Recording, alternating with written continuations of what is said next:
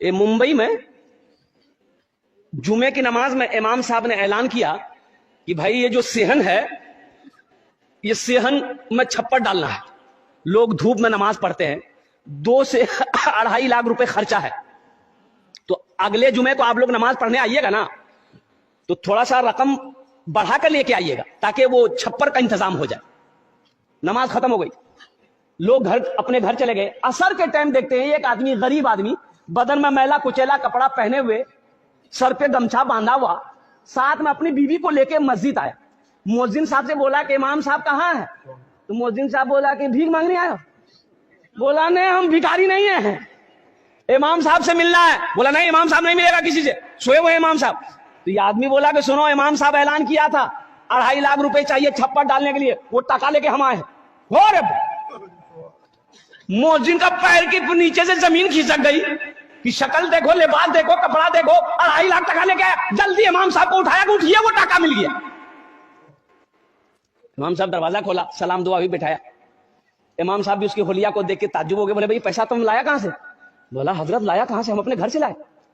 وہ آپ میری شکل میرے لباس کو دیکھ رہے ہیں نا.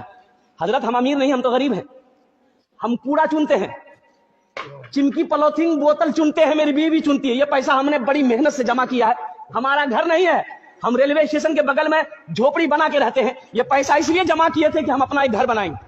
لیکن جمعے کی نماز آپ کے پیچھے پڑھتے ہیں, آپ نے جو اعلان کیا نا, ہم اپنی بیوی سے جا کے مشورہ کیے تو میری بیوی بولی کہ جس طریقے سے ہم لوگ رہ رہے ہیں 2 4 5 سال اور رہ لیں گے, لیکن لوگ نماز پڑھے دھوپ میں نہ پڑھے, وہاں سایہ ہو, یہ پیسہ لے جا کر امام صاحب کو دے دی. اور سنو, امام صاحب بولا کہ نہیں بھائی یہ پیسہ تو ہم ایسے نہیں لے سکتے, ہم صدر کو بلائیں گے, سیکریٹری کو بلائیں گے, خزانچی کو بلائیں گے. پورے محلے والا جمع ہو گیا. تو محلے والوں نے کہا کہ بڑی شرم کی بات ہے, یہ غریب آدمی 2.5 لاکھ روپیہ اکیلے دے رہا, وہ بھی کوڑا چننے والا, ہم لوگ اتنا زمیندار ہے, کروڑ پتی ہے, بلڈنگ والا ہے, یہ تو شرم کی بات ہے.